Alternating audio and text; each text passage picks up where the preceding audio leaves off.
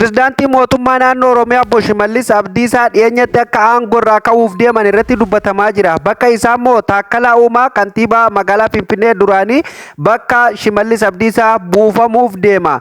Yaa'iin idilee caffee boru walgahii ni geggeessa. Walgahii isaan boru geggeessan kana irratti aangawoonni mootummaa gurguddaan ni argamu. Akkasumallee muudamni hedduutu laatamuuf deema jechuudha. Kan Taakkalaa Uumaa kana dabalatee jechuudha. Namoota baay'eetu aangoon irraa mulqamuu deema. Akkasumallee namoota baay'eef aangoon kennamuu deemti. Yaa'ii idilee caffee kan boru taa'amuuf deemu kana irratti dabalataan xiinxalaan siyaasaa Jawaar Siraaj Muhammad guyyaa darbe xaa'oo ekispaardee uummataaf raabsaa jirtan jechuun Taakkalaa Uumaa qeequun isaanii yaadatama. Kanumaan wal qabatee Taakkalaan Uumaa badii isaa beekee wanni Jawaar jedhe dhugaa tahuu eega mo'ame boodan gadi bahee hawaasa dhiifama gaafatee jira. Namoonni hedduun miidiyaa kanarratti kan wal harkaa fuudhaa jiran xiinxalaan siyaasaa Jawaar Siraaj Muhammad waan dhugaa qofa akka deeggaru arganii wal harkaa fuudhaa jiran. Kanallee gurraan isin geenya. Taakkalaa Uumaa gadi bahee dhiifama gaafatee jira. Maal akka jedhee fi Jawaar maal akka jedhe hundaayyuu gurraan isin geenya.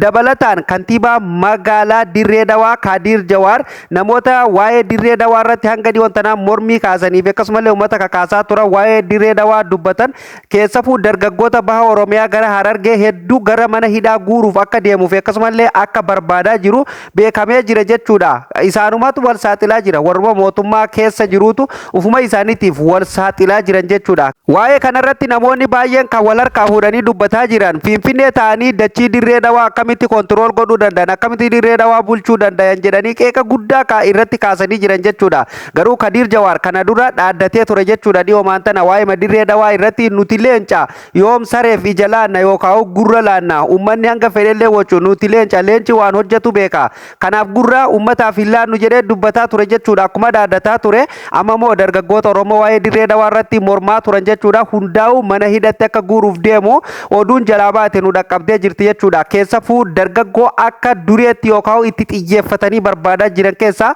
dargaggoo murtii guutoo baa Harargee irraa kan barbaadamaa jiru akka lubbuutti barbaadamaa kan jiru jechuudha. Akkasumallee Dammaqaa Nagaasaa kan mootummaa keessa jiru jechuudha. Qeeqa guddaa kanarratti kaasee kan jiru waa'ee Dirree Dawaa irratti jarri kun lamaan akka xiiqitti qabatamee barbaadamaa jira jechuudha. Kana qofaa miti namummaa waa'ee Dirree Dawaa dubbateeyyuu guutummaan guutuutti akka gara mana hidhaatti guuramu ajajni itti darbee jira jechuudha. Ajaja kana kan dabarse kantiibaa Dirree Dawaa Obbo Kadir Jawaari. Mee gaggabaabseetiin gurra isin buusa waan dhageenye fi akkasumallee waan irraa xiinxallee gaggabaabsinee gurra isin buufna. Akkam jirtu daawwattootaaf kabajamtoota Oromaan baga irra deebiin gara chaanaala keenyaa dhuftan namoonni haaraa taatan sabiskiraayib godhuun akkasumallee viidiyoo laayik sheer gochuun wal biraan ga'uu hin dagatinaa isiniin jennaa. Guyyaa guyyaan oduuf odeessaaleen keenya akka ofii isaatiin isin dhaqqabuuf mallattoon notifikashinii yoo bantan hedduu nu gammachiisa. Daawwattoota keenya kabajamoo jalqaba irratti waa'ee walgahii idilee caffee kan boru taa'amuuf deemu kana irratti muudama hedduutu kennamuuf deema jechuudha. Daawwattoota keenya akka jedhaa jiranitti jechuudha. Walgahiin kun boru ni taa'ama.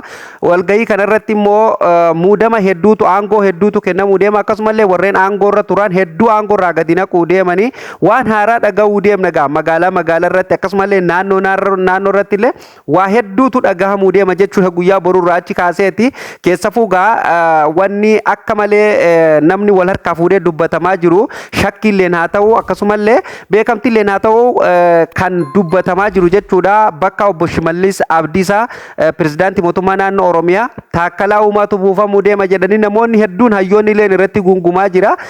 Ta'uu hin ooltu waan jedhamuun jechuudha. Namuu kuun malaan dubbataa kuun immoo bakka waanuma eeruu dhaga'e itti dabaleetuma dubbataa jira jechuudha. Kanaaf gaa Taakkalaa Uumaa mootummaa yookaan pirezidaantii mootummaa naannoo Oromiyaa akka ta'u namoonni hedduun hawwaallee jiran jechuudha. Yoo dhugaa dubbannee Oppodiyoo keessa kantiibaan magaalaa Finfinnee duraanii Obbo Taakkalaa Uumaa nama addaati, nama baratee akkasumallee dhaloota ammaati, nama saba ofiilleetiif yaadu. Oppodiyoo keessa beeka nama gaariitu jira, nama nagaatu jira. Amma namni kun dhugumatti nama gaariidha. Maaliif amma guyyaa dheengaddaa xaa'oo ekispaardee wayii poostii godhanii turan jechuudha. Anillee isiniif gabaasa jechuudha. Kalillee akkuma beekamu san durallee viidiyoo isiniif isiniif gabaasuun kiyya ni yaadatama jechuudha. Xaa'oo sanirratti obbo Jawaar Muhammad in saaxile jechuudha waan sanii gurbaan badaadha beekaa qaallichi hayyichi diimanii badaadha waa'ee gara teekinooloojii kanatti xaa'oo isaan ummataatti dogongoraan ummatatti raabsuuf kaan ummataan gowwoomsuuf kaan hoggasuma saaxile jechuudha. Hayyichi diiman hoggasuma saaxile sanirratti immoo kadiroonni mootummaa hedduun jechuudha booyaa turan jechuudha Fayyisaa Leellisaa dabalatee jechuudha. Bakka akka waan Jawaar dogoggora dubbatee yookaan akka waan Jawaar bakka wanni jedhee tokkotti hedduu yaada isaa san dabsanii dubbataa turan. Garuu immoo Taakkalaa Uumaa har'a ufumaafuu gadi bahee jechuudha dhiifama gaafatee Jawaar Mahammad immoo moo'uu isaa namoonni hedduun Jawaar bilisiginnaa moo'ee jira. Warruma bar mootummaa deeggaruutu akkana jedhaa jira. Jawaar bilisiginnaa moo'ee jira. Ummata bakka ummata haalan onnee seenee jira waan dhugaa qofa deeggaraa waan jedhamu namoonni hedduun dinqisiifataa ture jechuudha. Maaliif xaa'oo san inni saaxile guyyaa tokko boodani Taakkalaa Uumaa dogoggoraa wanni kun dogoggoraan taasifamee jedhee afaan Ingiliffaleetiin gadi bahee poostii godhee ture jechuudha. Taakkalaa Uumaatti galatoome jennaan namni dhiifama gaafatuun saba ofii osoo hin tuffatiin waan sabni itti mufate san gadi banii dhiifama gaafatuun hayyummaadha. Badii ofii beekanii dhiifama gaafatuun dadhabummaa yookaan gowwummaa miti akkasumallee wallaalummaa miti hayyummaadha. Gootaatu beekaatu dhiifama saba ofii gaafata jechuudha. Saba irraa dhalate yoo mufate gadi banii dhiifama gaafatuun hayyummaadha jechuudha. Kanaaf immoo xiinxalaa siyaasaa Jawaar Muhammad illee baay'ee galatoome jennaani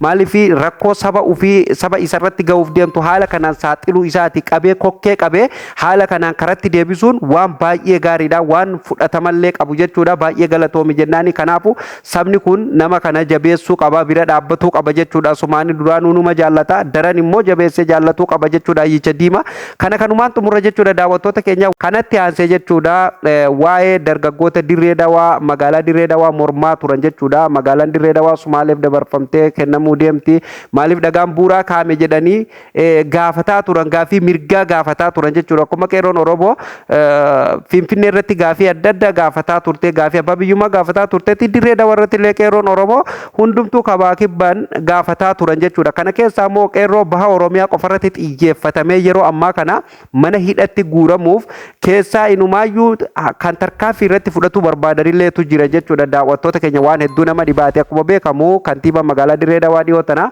dhaaddatee ture jechuudha. Nuti leenca maaltu eegame leenca maaltu tuqaa miti nuti leenca waan jedhamu dubbatee ture haasaa hedduu namoota hedduullee dheekkamsiiftee dubbatee ture jechuudha. Akkuma beekamu Kadir Jawaar ni jaallatan namoonni jaallatanis nan jaalladhan kabaja akka nama tokkotti haa ta'u wanni inni dhiyoon tana dubbate suni dogongora jechuudha.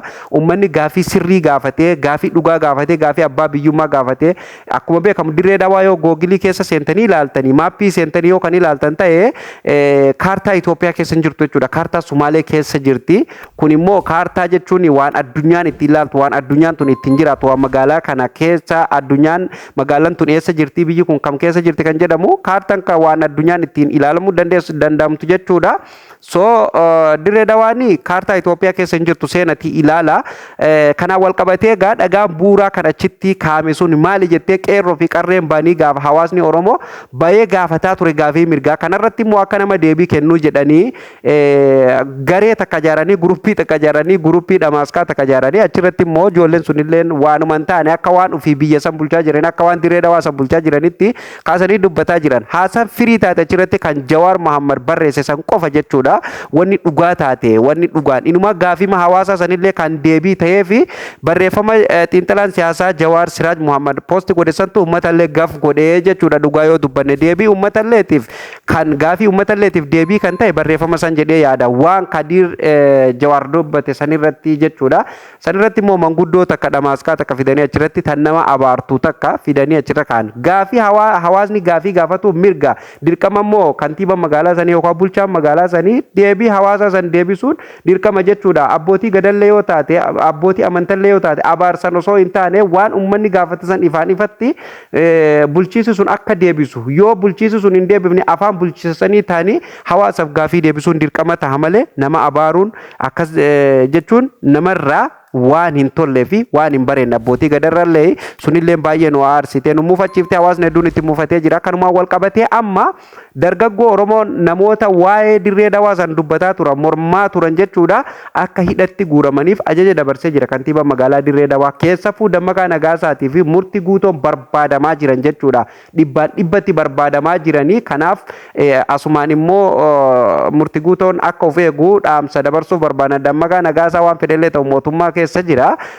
Homaa miti waliin dhibanii jechuudha. Waliin dhibanii keessaa immoo ijoolleen baha Oromiyaa ture akkuma beekamu maal jedhan gowwaa murtii guute salafeen calanqoo ciiftii jedhan. Kana gaafa jambeettanii warri calanqootti caljeesuun warra murtii guutu jechuudha. Warra waan jedherraa hin deebine bakka hanga itti dhumutti haga itti calaqutti haga lafeen isaa cillimiti jettutti nama waan jedherraa garaaf jedhee yookaan uf duuba irraa hin deebine jechuudha. So kanumaafuu Dammaqaan kara hundattuu ni beeka jechuudha yoo yaadattan ta'e miidiyaa adda addaa yeroo hojjetu yeroo miidiyaa achirraatti baddee garana deebi'aa gisee achirraatti baddee garas deebi'ee sanuma fakkaata jechuudha rakkoon qabu gaafa rakkoon hammaatte inni qaamuma rakkoo itti hammeesse san fakkaate illee jalaa bahuu danda'a. Kanaafuu immoo dargaggoo murtii guutuun akka of eegu asumaan dhaamsa dabarsuuf barbaada viidiyoon keenya yookaan dhaqqabu ta'e jechuudha. Maaliif yeroon akka nu geessetti sirriitti irratti xiyyeeffatamee jira akka barbaadamaa jirullee lakkoofsa isalleetiin akka hordofamaa jiru eeruun nu geessee jirti. Kanaafuu akka of eegu asumaan dhaamsa dabarsuuf barbaanna.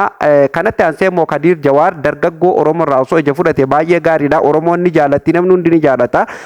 Amma uummanummaan akkanatti jaallatu kun gaafa inni dargaggoota Oromoo kanatti ka'e tokko jedhee gaafa inni asii waajjammare namni hundinuu ni jibba onnee keessaa isa baasa jechuudha. Kanaafuu waan akkanaa kanarraa osoo uf qusatanii akkasumallee warreen immoo isa jala deemanii guruppii takkaatu jiratan isa jalatti ijaarramtee ijoollee Oromoo basaasaa jirtu. So kanaaf namni kamiyyuu gaafii abbaa biyyummaa gaafatuu qaba. Biyyi tun tan nama tokkootii miti tan kutaa tokkootii miti jechuudha. Dirree dhawaan ta sabaaf sablammiiti. Garuu sabni biraa dhufee akkamitti achi keessatti dhagaan bu'uuraa kaayamaa fi dhagaan bu'uuraa kun gaafa kaayamu kana booda waan biraatu dhufa jechuudha. Gaafii mirga gaafatu mirga qabanii deebii immoo dirqama deebisuuf qaban jechuudha. Obbo Kadiir Jawaarilleen waan kanarraa otoo harka fudhatee ani gaarii jedheetiin amana jechuudha. Ofuma isaaniitti ufuu wal saaxilaa jiranii bara warruma bilisiginnaa keessa jiru kan wal saaxilaa jirulleen kan biraatii miti jechuudha. Isaanumatu wal saaxilaa jira jechuudha. Daawwattoota keenya kabajamoo fi jaallatamoo oduun oowwituun irra qabannee dhufne kana fakkaata jechuudha. Haala yeroo irratti kan hundaa'e oduu gaggabaaboo guyyaa guyyaan haala kanaan isiniif illee akka gurra isin buusaa jiru ni yaadatama jechuudha. Gar fuulduratti illee bal'inaan waan Oromoof Oromiyaa keessatti ta'u kamiyyuu guyyaa guyyaan kan isiniin geenyu ta'a. Guyyaa guyyaan oduu kana argatu fuula yuutuubii keenya subscribe godhuun hordofuu hin dagatina. Viidiyoo laayikii godhaa namoota hedduu bira akka gahu sheer godhuu hin dagatina. Yaada keessan komentii jalatti nuuf qoodaa. Sagantaan keenya kanarraa asumarratti goolabamaa kan itti aanu nama walitti deebinutti nagaa ta'a.